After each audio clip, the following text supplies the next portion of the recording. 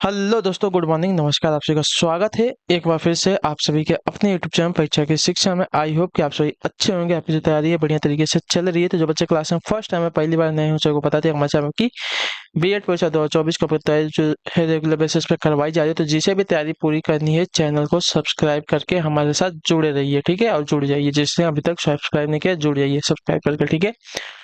यहाँ पे सिर्फ बीएड की नहीं, जो आपके डीएलएड वाले हैं उनकी भी तैयारी जो है करवाई जा रही है रेगुलर बेसिस पे। ये जो क्लासेस है आपकी बीएड और डीएलएड दोनों के लिए इंपॉर्टेंट होने वाली है। तो अच्छे से क्लास को अटेंड करेंगे आप सभी लोग और तैयारी अपनी पूरी करेंगे, ठीक है। क्लास का समय देख लिया। जीके जीएस की जो क्लासेस सुबह 10 बजे डेली आपको हमारे चैनल पे देखने को मिलती है। रीजनिंग की जो क्लासेस आती है दोपहर को 1 बजे हमारे चैनल पे देखने को मिलती है। कला वर्ग की जो है शाम को 4 बजे, और जो हिंदी की है आपकी शाम को 7 बजे आखिरी क्लास होती है हमारे चैनल पे, ठीक है। तो जो क्लासेस का समय है, इसको याद करके रखिए। इसी टाइम पे वो क्लासेस से जुड़ना, अपनी तैयारी को जो है कंप्लीट करना है, ठीक है। अगर आपको हमसे कुछ पूछना है, कोई डाउट क्लियर करना है, कोई गाइडेंस चाहिए, तो आप हमें इंस्टाग्राम पे आकर फॉलो कर लीजिए। परीक्षा की शिक्षा का इंस्टाग्राम का पेज है, नीचे डिस्क्रिप्शन ऑप्शन को इसका लिंक मिल जाएगा। वहां पे जाकर आप हमें मैसेज कीजिए, आपकी पूरी की पूरी मदद की जाएगी, ठीक है। जब तक आपका एडमिशन नहीं होगा तब तक, ठीक है। अगर आपको और कुछ चाहिए तो देखिए, पीडीएफ के लिए हमारे टेलीग्राम का चैनल ज्वाइन कर लीजिए। परीक्षा की शिक्षा नाम का हमारा टेलीग्राम का चैनल है। नीचे डिस्क्रिप्शन में परीक्षा की शिक्षा नाम का इंस्टाग्राम का पेज और परीक्षा की शिक्षा नाम का टेलीग्राम का चैनल, दोनों का लिंक मिल जाएगा। तो फटाफट जाकर दोनों जगह से आप हमें ज्वाइन कर लीजिए। वहां पे जुड़ेगा तो आपका ही फायदा होने वाला है, ठीक है। तो यहाँ पे जुड़े रहिए। यहाँ पे रेगुलर बेसिस पे आपको जो है क्लास का अपडेट मिलते रहता है, और जो बाकी का भी अपडेट होता है एग्जाम के रिलेटेड, वो भी आपको यहाँ पे दिया जाता है, ठीक है।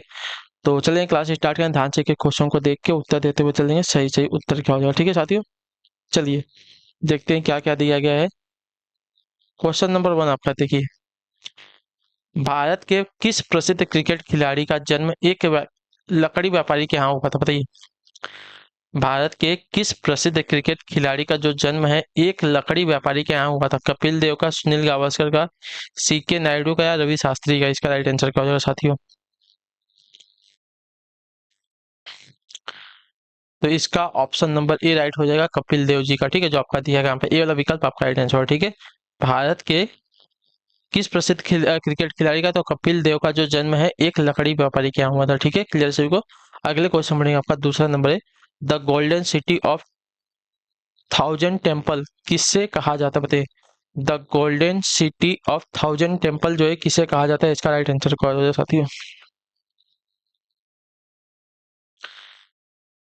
तो आपका सही उत्तर साथी कांचीपुरम को, ठीक है। जो आपका ये वाला विकल्प देगा आपका राइट आंसर होगा, ठीक है। The golden city of thousand temple यानी कि 100 एक हजार मंदिरों का शहर, ठीक है। गोल्डन महल क्या बोलते हैं, शहर किसे कहा जाता है? तो आपका कांचीपुरम शहर को, जो आपका दिया गया यहाँ पे ए वाला विकल्प आपका राइट आंसर, ठीक है।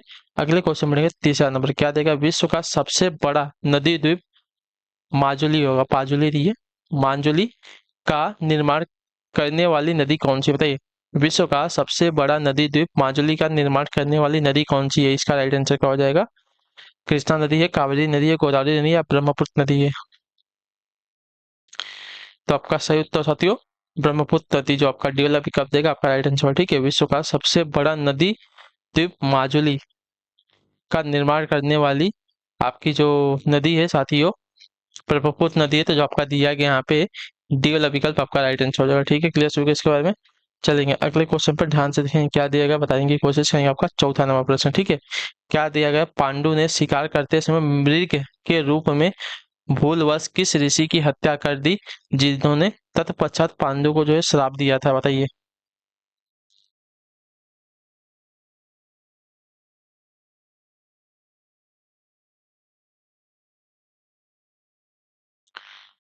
तो इसका राइट आंसर हो जाएगा साथियों आपकी किंदम ऋषि को, ठीक है। जो आपका दिया गया यहाँ पे बी वाला विकल्प आपका सही उत्तर होगा, ठीक है। पांडु ने शिकार करते समय मृग के रूप में भूलवश जो है किंदम ऋषि की हत्या कर दी थी, जिन्होंने तत्पश्चात पांडु को जो है श्राप दे दिया था, ठीक है।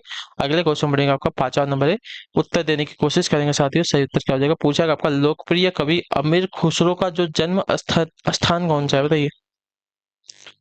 अमीर खुसरो का जन्म स्थान क्या है साथियों? इसका सही उत्तर क्या हो जाएगा? देखिए, आमिर खुसरो का जन्म स्थान आपका एटा में हुआ था, जो आपका दिया गया यहाँ पे डी वाला ऑप्शन आपका राइट आंसर हो जाएगा, ठीक है। क्लियर सभी को इसके बारे में।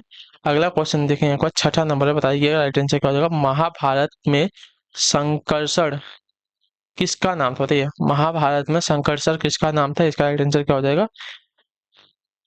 संकर्षण। अर्जुन का नाम था, दुर्योधन का नाम था, बलराम का नाम था या भीम का नाम था, बताइए। संकर्षण किसका नाम था महाभारत में? तो आपका राइट आंसर हो जाती है बलराम जी का, जो आपका दिया गया यहाँ पे सी वाला विकल्प आपका सही था, ठीक है। बलराम का नाम संकर्षण था, ठीक। अगला क्वेश्चन बढ़ेगा आपका, देखिए 7वां नंबर है, ध्यान से देख के उत्तर दीजिएगा। राइट आंसर, झारखंड राज्य में सबसे अधिक वर्षा कहाँ होती है? बताइए। धनबाद में होती है, हजारीबाग में होती है, रांची में होती है, या नेतरहाट में होती है? कहाँ पर होती है? झारखंड राज्य में सबसे अधिक वर्षा कहाँ होती है? तो आपका राइट ऑप्शन नेतरहाट में, जो आपका टी वाला ऑप्शन देगा आपका सही उत्तर हो जाएगा, ठीक है। सबसे अधिक वर्षा झारखंड में आपकी नेतरहाट में होती है, इतना याद रखिएगा, ठीक है। क्लियर है सभी को इसके बारे में? अगला क्वेश्चन देखिए आपका 8वां नंबर है, उत्तर दीजिएगा राइट आंसर के साथियों। पूछा क्या गया है? विश्व की प्राचीनतम नाट्यशाला का अवशेष छत्तीसगढ़ की किस गुफा से प्राप्त हुआ? बताइए। विश्व की प्राचीनतम नाट्यशाला का अवशेष जो है छत्तीसगढ़ की किस गुफा से प्राप्त हुआ है? तो आपका राइट आंसर साथियों सीता बेंगरा गुफा से, ठीक है। सीता बेंगरा गुफा से प्राप्त होता है, जो आपका पीएल ऑप्शन देगा है 8वें पे आपका राइट आंसर, ठीक है। विश्व की प्राचीनतम नाट्यशाला का जो अवशेष है छत्तीसगढ़ की सीता बेंगरा गुफा से प्राप्त हुआ है, ठीक है। क्लियर होगा इसके बारे में? अगले क्वेश्चन बनेगा आपका 9वां नंबर प्रश्न, बताइएगा राइट आंसर क्या होगा। आदम की चोटी किस देश में स्थित है? मैंने आपको कल पढ़ाया था, तो आपका राइट आंसर क्या हो जाएगा बताइएगा, ठीक है। आप सभी को याद होना चाहिए, कल का ही क्वेश्चन है, कल या परसों का ही क्वेश्चन है, तो इसका सही उत्तर क्या हो जाएगा? आदम की जो चोटी है किस देश में स्थित है? चीन में, श्रीलंका में, भारत में या नेपाल में? ज्यादा दिन नहीं हुआ, इसको 1 से 2 दिन का ही पुराना क्वेश्चन है। तो आपका राइट आंसर हो सकता है श्रीलंका में है, तो जिसका भी ऑप्शन बी है आपका राइट आंसर हो जाएगा, ठीक है। इससे ही आप अपना नॉलेज चेक कर सकते हैं कि आपको कितना याद है कितना नहीं, ठीक है। इसलिए मैं आपको बोलता हूँ कि आप आंसर देते हुए चलिए। आंसर देने से क्या होता है कि आपका जो क्वेश्चन है ना आपको याद रहते हैं, ठीक है। छत्तीसगढ़ राज्य का राजकीय पक्षी पक्षी जो है किसे घोषित किया गया? बताइए। छत्तीसगढ़ राज्य का राजकीय पक्षी जो है किसे घोषित किया गया? कोयल को, मोर को, पहाड़ी मैना को या गौरैया को? तो आपका राइट आंसर साथियों पहाड़ी मैना को, जो आपका सी वाला विकल्प देगा आपका राइट आंसर, ठीक है। छत्तीसगढ़ राज्य का राजकीय पक्षी जो है पहाड़ी मैना को घोषित किया गया है, ठीक है। क्लियर है? 11 नंबर है, भारत में जल विद्युत शक्ति के विकास में कौन सा राज्य जो है अग्रणी है? बताइए। भारत में जल विद्युत शक्ति के विकास में कौन सा राज्य जो है अग्रणी है? हिमाचल प्रदेश है, कर्नाटक है, तमिलनाडु है, उत्तर प्रदेश है? तो आपका राइट आंसर हो जाएगा साथियों उत्तर प्रदेश राज्य, जो आपका दिया गया यहाँ पे डी वाला विकल्प आपका राइट आंसर, ठीक है। मैं देखता हूँ तो सिर्फ तीन से 2 से 3 जन, इतने जन ही जो नीचे कमेंट में आंसर देते हुए जाते हैं, बाकी लोग नहीं देते हैं, ठीक है। उससे आपकी हैबिट जो है ना नहीं बनती है क्वेश्चन आंसर याद रखने की, ठीक है। आप अगर आंसर देंगे तो आपको क्वेश्चन भी याद रहेंगे कि मैंने इस क्वेश्चन का आंसर दिया था, ठीक है। तो आपका ही प्रॉफिट होने वाला है उसमें, और बाकी आपके ऊपर है, आप दीजिए नहीं दीजिए, ठीक है। अगला क्वेश्चन बढ़ेगा आपका, देखिए 12 नंबर, छत्तीसगढ़ राज्य का सबसे ठंडा स्थान कौन सा माना जाता है? बताइए। छत्तीसगढ़ राज्य का सबसे ठंडा स्थान कौन सा माना जाता है? बताइए। तो सबसे ठंडा स्थान छत्तीसगढ़ राज्य का आपका अंबिकापुर, अंबिकापुर, तो जो आपका दिया गया यहाँ पे बी वाला विकल्प 12 पे आपका राइट आंसर होगा, ठीक है। क्लियर हो गया इसके बारे में? चलिए अगले क्वेश्चन बढ़ेंगे आपका, देखें 13 नंबर है, उत्तर देने की कोशिश करेंगे। राष्ट्रीय युवा दिवस किस महापुरुष के जन्म दिवस के रूप में जो है मनाया जाता है? मैंने आपको बताया भी था उस दिन, जिस दिन ये हुआ था, ठीक है। बताइए। और कब मनाया जाता है ये भी आपको बताया गया है। तो देखिए, राष्ट्रीय युवा दिवस जो है आपका स्वामी विवेकानंद के जन्म दिवस के रूप में मनाया जाता है, ठीक है। कब मनाया जाता है? तो 12 जनवरी को हर वर्ष जो है मनाया जाता है। मैंने 12 तारीख को आपको बताया भी था कि आज जो है राष्ट्रीय युवा दिवस है, ठीक है। और किसका जन्मदिन था? तो स्वामी विवेकानंद जी का जन्मदिन के रूप में जो है राष्ट्रीय युवा दिवस जो है मनाया जाता है, इतना याद रखिएगा, ठीक है। क्लियर सभी को? चलिए अगले क्वेश्चन बढ़ेंगे आपका, देखें 14 नंबर है, ध्यान से देख के उत्तर देंगे। ऋग वैदिक काल में विनिमय के माध्यम के रूप में किसका प्रयोग किया था? बताइए। ऋग वैदिक काल में विनिमय के माध्यम के रूप में किसका प्रयोग किया जाता है? तो आपका राइट आंसर साथियों गाय का, जो आपका दिया गया सी वाला विकल्प आपका राइट, ठीक है। ऋग वैदिक काल में विनिमय के माध्यम के रूप में जो है गाय का प्रयोग किया जाता था, ठीक है। याद रखिए विनिमय यानी कि लेन देन जो होता है ना, जैसे हम कोई सामान खरीदते हैं तो पैसा देते हैं, उसी की बात कर रहे हैं यहाँ पे। तो यहाँ पे जो है गाय की लेन देन होती थी, याद रखिए। अगले क्वेश्चन बढ़ेगा आपका, देखिए 15 नंबर है, बताइएगा राइट आंसर क्या हो जाएगा। पानी के अंदर हवा का एक बुलबुला किस तरह जो है बर्ताव करता है? बताइए। पानी के अंदर हवा का एक जो बुलबुला होता है किस तरह का व्यवहार करता है? इसका राइट आंसर क्या हो जाएगा साथियों? तो एक अवतल लेंस की तरह व्यवहार करता है, ठीक है, बर्ताव करता है। तो जो आपका दिया गया यहाँ पे बी वाला विकल्प आपका सही उत्तर हो जाएगा, ठीक है, क्लियर से हो गया यहाँ तक। चलिए अगले क्वेश्चन बढ़ेंगे, आपका 16 नंबर है, उत्तर देने की कोशिश करेंगे साथियों। क्या जवाब? भारतीय विज्ञान संस्थान कहाँ स्थित है, बताइए। भारतीय विज्ञान संस्थान की बात कर रहे हैं साथियों, कहाँ पर स्थित है? बेंगलुरु में है, मुंबई में है, दिल्ली में है, लखनऊ में है? तो भारतीय विज्ञान संस्थान की बात करेंगे तो आपका बेंगलुरु में स्थित हो जाएगा, जो आपका ए वाला विकल्प देगा आपका राइट आंसर हो जाएगा, ठीक है, क्लियर सभी को इसके बारे में। चलिए अगले क्वेश्चन बढ़ेंगे, आपका देखेंगे 17 नंबर है, उत्तर देने की कोशिश कीजिएगा साथियों, सही उत्तर का जाएगा। किस भाषा को जो है द्रविड़ परिवार की सबसे द्रविड़ परिवार की सभी भाषाओं की जननी कहा जाता है? बताइए किस भाषा को जो है द्रविड़ परिवार की सभी भाषाओं की जननी कहा जाता है? तो आपका राइट आंसर हो जाएगा साथियों यहाँ पे क्या? तो आपका सही उत्तर है तमिल भाषा को, ठीक है, तमिल भाषा को जो है द्रविड़ परिवार की सभी भाषाओं की जननी कहा जाता है, इतना याद रखिए, ठीक है। तो जो आपका ए वाला ऑप्शन दिएगा आपका राइट आंसर, तमिल भाषा से तेलुगु भाषा, कन्नड़ भाषा, मलयालम भाषा, ये सभी जो है मतलब द्रविड़ परिवार में जितनी भी भाषाएं हैं उसका जन्म हुआ, इतना याद रखिएगा, ठीक है। अगले क्वेश्चन बढ़ेंगे, आपका देखेंगे 18 नंबर में, बताइएगा राइट आंसर होगा, निम्नलिखित में से कौन जो है पांडवों के महाप्रयाण के बाद जो है राजगद्दी पर बैठा था? निम्नलिखित में से कौन जो है पांडवों के महाप्रयाण के बाद राजगद्दी पे बैठा था साथियों? तो इसका राइट आंसर हो सकता है परीक्षित, अभिमन्यु का पुत्र और अर्जुन का जो है परपोता पोता था, ठीक है, पोता था। तो जो आपका दिया गया फिर बी वाला विकल्प आपका राइट आंसर होगा, ठीक है, पांडवों के महाप्रयाण के बाद राजगद्दी पर जो है आपका परीक्षित बैठा था, ठीक है। और सब ये भी कहा जाता है सबसे पहले जो काल है यानी कि जो कलयुग है, कलयुग को सबसे पहले किसने देखा था? तो परीक्षित ने ही देखा था, इतना याद रखिएगा, ठीक है। अगले क्वेश्चन बढ़ेंगे, आपका देखेंगे 19 नंबर है, बताइएगा राइट आंसर का। कोयल कारो जल विद्युत परियोजना निम्न में से किस राज्य में स्थित है? बताइए कोयल कारो जल विद्युत परियोजना निम्न में से किस राज्य में स्थित है? इसका राइट आंसर क्या हो जाएगा? कोयल कारो, ठीक है, कोयल कारो की बात करेंगे तो आपका राइट आंसर हो जाएगा साथियों यहाँ पे बिहार राज्य में स्थित है, जो आपका सी वाला ऑप्शन दिया गया 19 पे आपका राइट आंसर है, ठीक है, क्लियर से को कोयल कारो जल विद्युत परियोजना आपका बिहार राज्य में स्थित है, ठीक। अगला प्रश्न देखते हैं, आपका 20 नंबर बताइएगा राइट आंसर, ग्रेनाइट और नाइस चट्टानों से किस प्रकार की मिट्टी का निर्माण होता है? ग्रेनाइट और नाइस चट्टानों से जो है किस प्रकार की मिट्टी का निर्माण होता है? तो आपका सही उत्तर हो साथियों मैंने आपको पढ़ाया है, तो आपका लाल मिट्टी का निर्माण होता है, इतना याद रखिए, ठीक है, क्लियर सभी को इसके बारे में।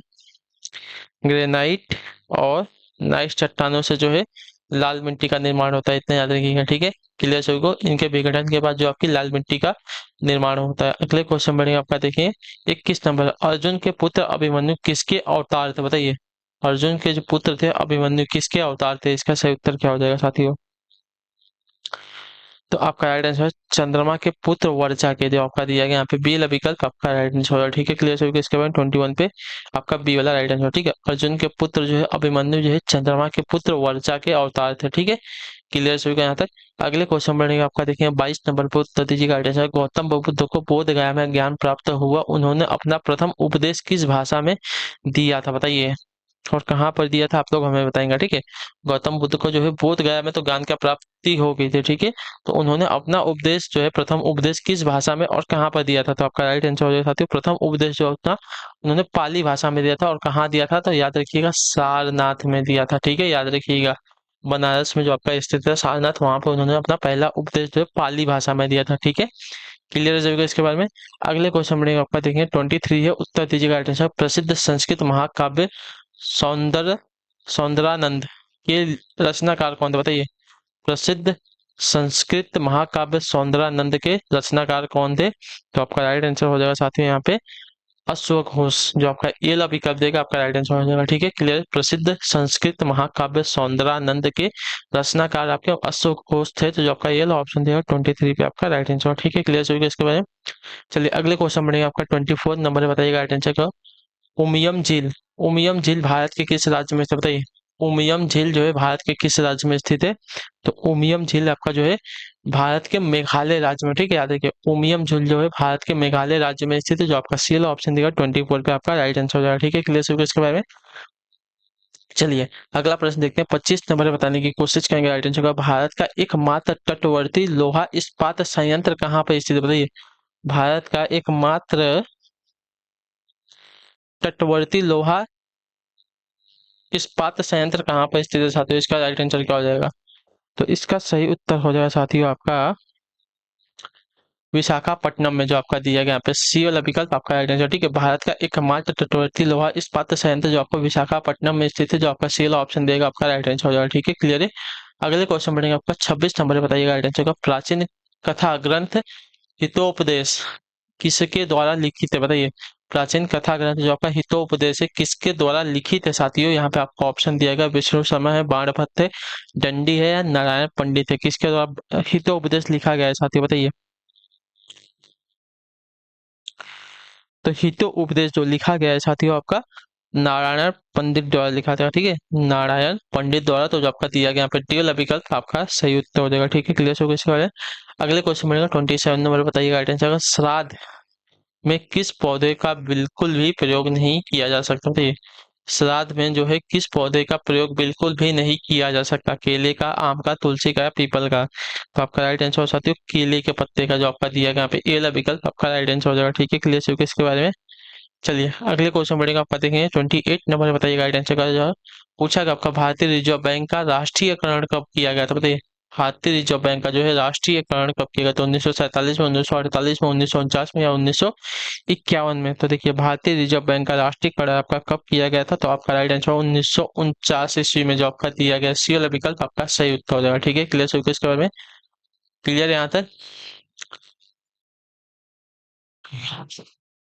अगले क्वेश्चन बढ़ेगा, भारतीय रिजर्व बैंक की स्थापना कब हुई थी, आप लोग हमें कमेंट करके बताएंगे। ठीक है, 29 नंबर है, गीता के उपदेश में श्री कृष्ण ने स्वयं को वेदों में कौन सा वेद कहा है, बताइए। गीता के उपदेश में श्री कृष्ण ने स्वयं को वेदों में कौन सा वेद कहा है, तो आपका राइट आंसर हो जाएगा साथियों यहाँ पे सामवेद कहा है, वेदों में सामवेद कहा है। ठीक है, तो जो आपका दिया गया सी वाला विकल्प आपका राइट आंसर, गीता के उपदेश में श्री कृष्ण ने स्वयं को वेदों में सामवेद कहा है। ठीक है, क्लियर है इसके बारे में। अगले क्वेश्चन बढ़ेगा आपका 30 नंबर है, 30 नंबर प्रश्न, बताइएगा राइट आंसर क्या देगा। पिछवाई कलाकृतियों में बने चित्र कहाँ से उद्धृत किए गए, बताइए। पिछवाई कलाकृतियों में बने चित्र जो है कहाँ से उद्धृत किए गए हैं, तो आपका सही उत्तर साथियों कृष्ण के जीवन से। ठीक है, जो आपका दिया गया यहाँ पे सी वाला बी वाला विकल्प आपका राइट आंसर। ठीक है, पिछवाई कलाकृतियों में बने चित्र जो है आपका कृष्ण के जीवन से उद्धृत किए गए हैं। ठीक है, क्लियर हो गया इसके बारे में। चलिए अगला क्वेश्चन 31 नंबर है, शक्ति का प्रतीक कौन सी देवी को जो है माना जाता है, शक्ति का प्रतीक जो है कौन सी देवी को माना जाता है, पार्वती को, दुर्गा देवी को, सरस्वती माता को या लक्ष्मी जी को, किसको। तो देखिए शक्ति की प्रतीक जो है आपका देखिए दुर्गा माता को माना जाता है। आपको जब डर लगता है तो किसका नाम लेते हो, दुर्गा माता का ही नाम लेते हो। तो जो आपका दिया गया यहाँ पे बी विकल्प शक्ति का प्रतीक जो है दुर्गा देवी को माना जाता है, इतने याद रखिए। ठीक है, अगले क्वेश्चन बढ़ेंगे आपका, देखिए 32 नंबर है, श्री कृष्ण ने कालिया नाग का दमन किस स्थान पर किया था, बताइए। श्री कृष्ण ने जो है कालिया नाग का जो दमन है साथियों किस स्थान पर किया था, तो आपका राइट आंसर साथियों कालियादह स्थान पर। ठीक है, जो आपका दिया गया यहाँ पे सी वाला विकल्प आपका श्री कृष्ण ने कालिया नाग का जो दमन है कालियादह स्थान पर किया है। ठीक है, क्लियर हो गया इसके बारे में। चलिए अगला प्रश्न में देखते हैं 33 नंबर है, 33 नंबर पूछा गया आपका द्रौपदी किसके वरदान से जो है 5 पतियों की पत्नी बनी थी, इसका राइट आंसर भी मैंने आपको बताया है, क्या हो जाएगा बताइए। द्रौपदी जो है किसके वरदान से 5 पतियों की पत्नी बनी थी। अगर आपने आंसर दिया होगा उस समय पे गलत या सही, तो आपको याद होगा कि मैंने सही आंसर दिया था। अगर जिसने गलत दिया होगा तो उसको भी याद होगा कि हाँ मैंने गलत आंसर दिया था, इसका सही आंसर ये होगा। ठीक है, तो देखिए द्रौपदी जो है किसके वरदान के कारण, तो भगवान शिव के वरदान के कारण जो है 5 पतियों की पत्नी बनी थी। ठीक है, क्लियर हो गया इसके बारे में। चलिए अगले क्वेश्चन बढ़ेंगे, आपका 34 नंबर है, उत्तर देने की कोशिश करेंगे। हनुमान जी की माता पूर्व जन्म में एक अप्सरा थी, अप्सरा रूप में वह किस नाम से जो है जानी जाती थी, बताइए। हनुमान जी की जो माता थी अंजना, पूर्व जन्म में एक अप्सरा थी। ठीक है, अप्सरा के रूप में वह किस नाम से जो है जानी जाती थी साथियों।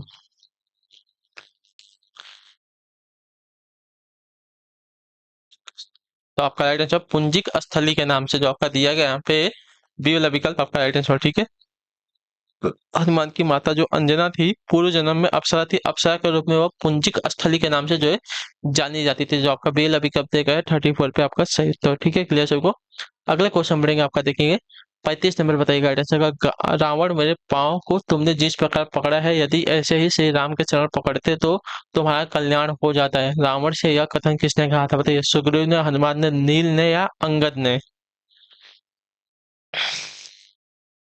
तो देखिए जब अंगद रावण के दरबार में शांति का लेके गए थे कि युद्ध नहीं करो, शांत हो जाओ, ये करो वो करो, तब जो है उन्होंने एक शर्त लगी थी, अंगद ने एक शर्त लगा था उनके रावण के दरबार में कि उन्होंने अपना पैर ऐसे जमा दिया था जमीन पर कि अगर किसी भी रावण के किसी भी राजा या मंत्री या कोई भी हो, किसी भी सेना के उसमें दम है तो जो पैर है उसको उखाड़ के हटा के दिखा दे, हिला के दिखा दे। तो रावण के अलावा सबने वहां पे हटा लिया। जब वो रावण वहां पे आया उनके पैर पकड़ने, तब उन्होंने ये बात कही थी कि रावण मेरे पाँव को तुमने जिस प्रकार पकड़ा है, यदि श्री राम के चरणों को ऐसे ही पकड़ते दो तुम्हारा कल्याण होता। तो ये बात जो है रावण से अंगद ने कही थी। तो जो आपका दिया गया यहाँ पे डी वाला विकल्प आपका राइट आंसर, ठीक है। शांति दूत बन के गए थे वहां पे, तब बात कही थी, ठीक है। अगला क्वेश्चन देखेंगे आपका 36 नंबर। वज्र नामक अस्त्र किस ऋषि की हड्डियों से बनाया गया था, बताइए। भारद्वाज की, अत्रि की, जब दगनी की या दधीची की। तो वज्र नामक जो आपका अस्त्र है दधीची ऋषि की अस्थियों से बनाया गया था। जो आपका दिया गया यहाँ पे डी वाला विकल्प आपका सही उत्तर हो जाएगा, ठीक है। अगला क्वेश्चन देखें, वज्र किसका हथियार है, तो इंद्रदेव का, ठीक है। शिखंडी के गुरु का क्या नाम था, बताइए। शिखंडी के गुरु का क्या नाम था, शिखंडी के गुरु का जो नाम था साथियों यहाँ पे आपका सही उत्तर हो जाएगा द्रोणाचार्य। जो आपका दिया गया यहाँ पे बी वाला विकल्प आपका राइट आंसर होगा, ठीक है। द्रोणाचार्य ने शिखंडी को भी जो है आपका ज्ञान दिया था, याद रखिएगा, ठीक है। चलिए अगले क्वेश्चन बढ़ेंगे आपका, देखेंगे शिखंडी कौन थी, तो वही द्रौपदी की बहन थी ना, द्रुपद की कन्या, वो भी थी, ठीक है। कृष्ण छिद्र ब्लैक होल को किसने प्रतिपादित किया था, ये भी आपको बताया, बताइए। कृष्ण छिद्र यानी कि ब्लैक होल को किसने प्रतिपादित किया है, मैंने ये भी इसका भी आंसर आपको बताया है। तो आपका राइट आंसर होता है एस चंद्रशेखर हो जाएगा। जो आपका सी वाला ऑप्शन देगा आपका, ठीक है। कृष्ण छिद्र को जो है एस चंद्रशेखर ने प्रतिपादित किया था, ठीक। अगला क्वेश्चन है 39 नंबर। लोनार झील किस राज्य में, बताइए। लोनार झील जो है किस राज्य में स्थित है। लोनार झील की अगर बात की जाएगा तो आपका महाराष्ट्र राज्य में, जो आपका सी वाला विकल्प देगा आपका राइट आंसर हो जाएगा, ठीक है। चलिए अगले क्वेश्चन बढ़ेगा आपका 40 नंबर, बताइएगा राइट आंसर का। भारत में प्रथम स्वर्ण मुद्राएं किसने चलाई थी, बताइए। भारत में प्रथम स्वर्ण मुद्राएं किसने चलाई थी, तो आपका सही उत्तर आती है यूनानियों ने। जो आपका बी वाला पिकअप देगा आपका राइट आंसर हो जाएगा, ठीक है। भारत में प्रथम सोने की मुद्राएं यानी कि स्वर्ण मुद्राएं जो है यूनानियों ने चलवाई थी, ठीक है। अगला क्वेश्चन देखेंगे आपका, देखेंगे क्या पूछा गया। 41 नंबर है। सिंधु घाटी सभ्यता के निवासी सोना चांदी कहाँ से मंगवाते थे, बताइए। सिंधु घाटी सभ्यता के जो निवासी थे सोना चांदी कहाँ से मंगवाते थे, अफगानिस्तान से, यूनान से, फ्रांस से या मिस्र से। तो आपका राइट आंसर साथी है अफगानिस्तान से। जो आपका ये वाला विकल्प देगा आपका राइट आंसर हो जाएगा, ठीक है। क्लियर सभी को यहाँ तक। चलिए अगले क्वेश्चन बढ़ेगा आपका, देखेंगे 42 नंबर। बीसीजी का टीका किस रोग के विरोध प्रतिरोधकता क्षमता उत्पन्न करने के लिए जो है उपयुक्त होता है, बताइए। बीसीजी का जो टीका लगता है किस रोग के विरोध प्रतिरोधक क्षमता को उत्पन्न करने के लिए जो है उपयुक्त किया जाता है, तो आपका राइट आंसर हो साथी आपका तपेदिक के, ठीक है। तपेदिक के प्रतिरोधक क्षमता उत्पन्न प्रतिरोधक क्षमता को जो है रोकने के लिए जो है बीसीजी का टीका लगाया जाता है, इतने याद रखिए, ठीक है। क्लियर है। अगले क्वेश्चन बढ़ेगा आपका, देखिए 43 नंबर है। सरन रानी किस क्षेत्र में सरन रानी को जो है किस क्षेत्र में जो है व्यक्ति ख्याति जो है प्राप्त हुई है, बताइए। सरन रानी को जो है किस क्षेत्र में ख्याति प्राप्त हुई है, साहित्य के, चित्रकला के, संगीत के या नृत्य के। तो आपका राइट आंसर हो जाएगा साथियों यहाँ पे संगीत के क्षेत्र में। सरन रानी को जो है संगीत के क्षेत्र में ख्याति प्राप्त हुई, तो जो आपका दिया गया सी वाला विकल्प 43 पे आपका सही उत्तर है, ठीक है। चलिए अगले क्वेश्चन में 44 नंबर है। सन 1920 में अहमदाबाद टेक्सटाइल लेबर एसोसिएशन की स्थापना किसने की थी, बताइए। सन 1920 में अहमदाबाद टेक्सटाइल लेबर एसोसिएशन की स्थापना जो है किसने की थी, तो इसका राइट आंसर हो जाएगा मोहनदास करमचंद गांधी ने। जो आपका दिया गया यहाँ पे डी वाला विकल्प आपका राइट आंसर हो जाएगा, ठीक है। क्लियर चुके इसके बारे में। चलिए अगले क्वेश्चन पढ़ेंगे आपका, देखेंगे क्या दिया गया। 45 नंबर। मुख्य न्यायाधीश की अनुपस्थिति में भारत का राष्ट्रपति किसके समक्ष शपथ लेता है, बताइए। मुख्य न्यायाधीश की अनुपस्थिति में, ठीक है। मुख्य न्यायाधीश की अनुपस्थिति में भारत का जो राष्ट्रपति है किसके समक्ष जो है शपथ लेता है, तो आपका राइट आंसर हो जाएगा साथियों यहाँ पे सर्वोच्च न्यायालय के वरिष्ठ न्यायाधीश के समक्ष, ठीक है। राष्ट्रपति को अगर शपथ लेना है उस समय मुख्य न्यायाधीश अगर अनुपस्थित है तो उसकी तो वह शपथ किसके समक्ष लेगा, किसके सामने लेगा, तो सर्वोच्च न्यायालय का जो वरिष्ठ न्यायाधीश होगा उसके सामने जो है हमारा राष्ट्रपति यहाँ पे शपथ लेगा, ठीक है। क्लियर हो गया इसके बारे में। अगले क्वेश्चन पढ़ेंगे 46 नंबर, बताइए राइट आंसर। सुबह आजादी नामक प्रसिद्ध कविता किसने लिखी थी, बताइए। सुबह आजादी नामक जो है प्रसिद्ध कविता जो है किसने लिखी है, तो आपका राइट आंसर यहाँ पे हो जाएगा फैज अहमद फैज ने। ठीक है, सुबह आजादी नामक जो प्रसिद्ध कविता है फैज अहमद फैज ने लिखी थी, जो आपका दिया गया यहाँ पे ये वाला ऑप्शन आपका यहाँ पे राइट आंसर। ठीक है, अगले क्वेश्चन बढ़ेगा 47 नंबर, बताइए राइट आंसर का। हरिद्वार में वैदिक धर्म तथा भारतीयता की शिक्षा देने वाले संस्थान गुरुकुल की स्थापना किसने की थी। हरिद्वार में वैदिक धर्म तथा भारतीयता की शिक्षा देने वाले संस्थान गुरुकुल की जो स्थापना है किसने की थी, इसका राइट आंसर क्या हो जाएगा साथियों। तो आपका राइट आंसर साथियों स्वामी श्रद्धानंद ने की थी, जो आपका दिया गया यहाँ पे डी वाला विकल्प आपका राइट आंसर। ठीक है, क्लियर सभी को इसके बारे में। हरिद्वार में वैदिक धर्म और भारतीयता की शिक्षा देने वाले संस्थान गुरुकुल की जो स्थापना है स्वामी श्रद्धानंद ने की थी, इतना याद रखिएगा। ठीक है, क्लियर है। अगला क्वेश्चन 48 नंबर है, बता देंगे कि कोशिश करेंगे राइट आंसर का। बेलूर मठ का संबंध किस महापुरुष से है, बताइए।